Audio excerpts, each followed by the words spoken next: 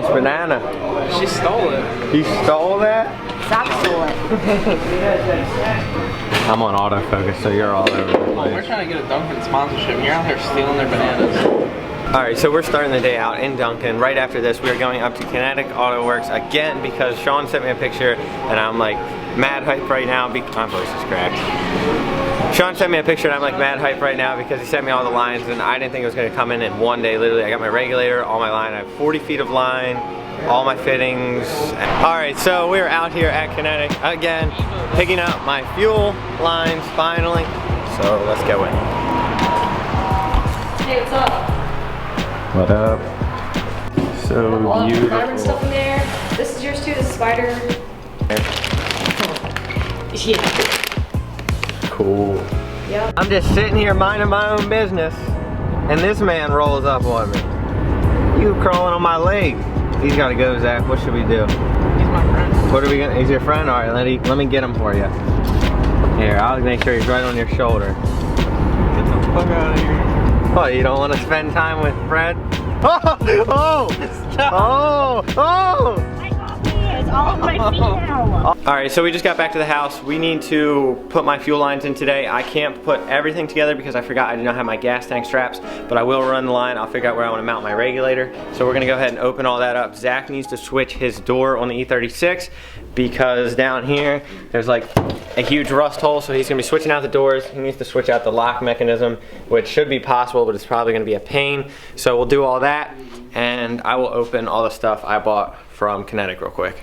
So right off the bat, we have some fittings, my E85 compatible pump, 20 foot of black line, 20 foot of red and black line for my return, a sticker, my AEM regulator, which we'll open in a second, and then just a ton of fittings. They're over here trying to take the door apart.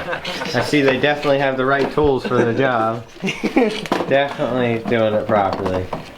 Is it? I don't think it's these torches. I can't believe it unfolds like that from factory. Yeah. That's crazy. That's some serious engineering. So the window is down. I gotta get the plugs behind the window, so we're gonna put it back up. Why is that shit? That is the weirdest mechanism I have ever. Yeah. That's like that carnival ride you go on. Oh, the thing with the heavier weight. Why is your window faster than mine? That is weird. And your shit's out of the car. Because it's getting direct power. That is so weird. Alright, so I got my regulator mounted up. It's going to be right here. Previous owner of this engine actually had the feed on this side and the regulator on this side. I think he had it mounted directly to the rail. Does not matter either way because it's just an in and out. There's no pressure regulator on the rail. So I'm going to do it the opposite way. I'm going to have my feed coming straight up into the back right there, super clean, and then run through here, and then the regulator, the line comes out, goes into the regulator right there. I'm going to have my pressure gauge on the front, and then my return is going to drop right down and go right with the feed all the way back to the tank. Trying to get the new door on. Here, let me cut my window switches. You don't want those wired back up? Can't. Why? Too late now. Can't click. Nah, dude, this is just for like to tell if the door's locked. Oh. And I'm not gonna be able to do it because it's it's pins. Oh.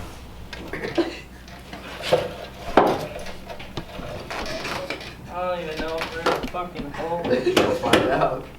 Alright, I got my feed ran. I'm actually going to run it on this side of the rail. It looks much better that way. Now I just got to run the return back. I have it in the stock mounting points, which I'm going to use my line separator from Vibrant still. But I have it coming up with a ton extra, so that's good. I'll probably snip it like right here. Just have like 2 feet of extra line. Which for a return line, the return line itself is going to run to here. And then I'm going to have a little line coming off of this to the 90 right there, so the fuel can come in and the regulator will regulate, I think 43 PSI is stock SR20s. PSI somewhere around there. So it'll regulate 43 PSI into the rail. You do not want to put your fuel regulator a lot of people mess up and put it on the feed line. You actually want it on the return. So you always have that constant pressure going into the rail instead of pre-rail. They got their door on. Now he's just got to put the thing on. Our door. Yeah. Yeah, it's all their doors. They all put in that there. Self-tapper back or not? The self-tapper. There's a self-tapper holding that bitch in. It was. This lock is legit. Alright, so just finished up with the fuel setup completely or all that I can do today because my gas tank is not in there, so I cannot run the line into the tank for the pump to turn on and all that. But we have our full feed ran to the rail. We have the regulator hooked up with the return going back all the way to the tank. The tank is just not in the car right now, but the line is all the correct length. So when the straps and pins come in tomorrow, we just slide the tank up in there, drop the subframe, bolt it all up, hook up our lines, and the fuel setup should be 100% done. It looks really good. I'll show you guys. So I was originally gonna have it the opposite way. That return you guys see was gonna come from here into this side of the regulator and go down, but I'm glad I did it this way because it kind of makes more sense, and I like it being capped off over here. It just looks a lot better. So fuel system turned out super sick. All right, so we just got food. Zach left. I think Zach's coming back. We're inside. I was uploading yesterday's video and all that, but we're back outside. We're gonna finish working on the cars. But all right, so next step to do on the Kouki, I think I'm gonna go ahead and wire my fuel pump into my old, what would you call it? Where it sits in the tank. I'm basically I'm gonna take out the Walbro 255 and wire in the AEM 320 E85 compatible pump. What I was talking about basically is this. The mechanism, I guess you could call it. Oh yeah, by the way, I also got my straps. Put the gas tank in, we'll do that tomorrow. So tomorrow we should be starting the car and it should idle. But for today, we're gonna finish this up. We're gonna take this out and I'm basically just gonna remove the Walbro 255. Boy. And I'm gonna snip these wires and put in the AEM pump. All right, so I just finished up one of the first parts you need to do when you're changing up your fuel pump. Basically, I put the pump on itself. I used the rubber grommet supplied. You can use your old one if you want, but this one worked better. Got it all lined up, got my new hose on there. Make sure it's not gonna fall off. Definitely want it pushed in there pretty good. It worked. Thanks to Kira for the coffees. I just finished up the fuel pump, which I think I already told you, but don't know. It's in the gas tank, everything's good, wired up, plug it up, it would turn on. I would put it in tonight, but we just don't have the time, so we'll do that tomorrow. I fixed the wiring in yesterday's video that you guys watched. We started the car, but the wiring was wrong. When I was cranking the ignition, it was basically cutting power to the ECU because of the way it was set up. So I fixed all that, and then it should all be good now. It's got constant power to both relays, so it should be all good. I would start the car right now, but there's no point, and the fuel's not in there. But Zach's back over, so we're gonna be working on the E36. Drinking my coffee? Because of my channel, I just want to make and show motherfuckers how to do it. No, you gotta look at the camera. You're not looking at the I just camera. want to make show motherfuckers how to do it. This ain't going on the video, Daquan. I know, because I said. Tell them what we're about to do. Okay. But you gotta look at the As you camera. can see, we're gonna do this door. Oh fuck. We're gonna put that door on here. Alright, so we just got the rear door on. It was a lot easier than the front door. And now I can open and close it. Thanks for the help. What are you doing in here? Confused. Huh? Confused. My ECU is turning on. Like direct power. No, it's turning on. I'm kidding. I don't know why. I don't know. I just installed a door, man. That was pretty. 2 doors, 1 day. 2 doors, 1 day. Wink, wink. Horse. 2 whores in 1 day? A confused Steven in his natural habitat.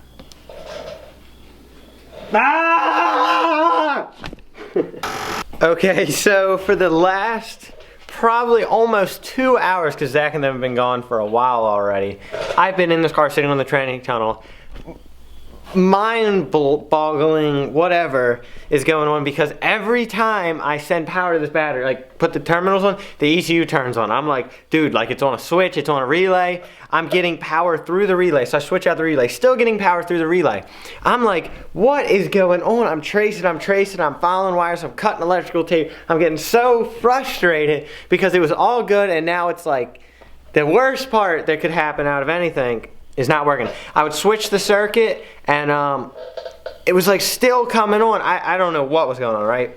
So I just was looking down in there and I found, barely can pick it up, one strand of copper wire fucking jumping from power out of the fuse block directly to the terminal block that sends power to the ECU. Like, are you serious, dude? Are you serious? So I took it out, I was like, I flipped the switch, boom, on, flip the switch, boom, off. Problem solved.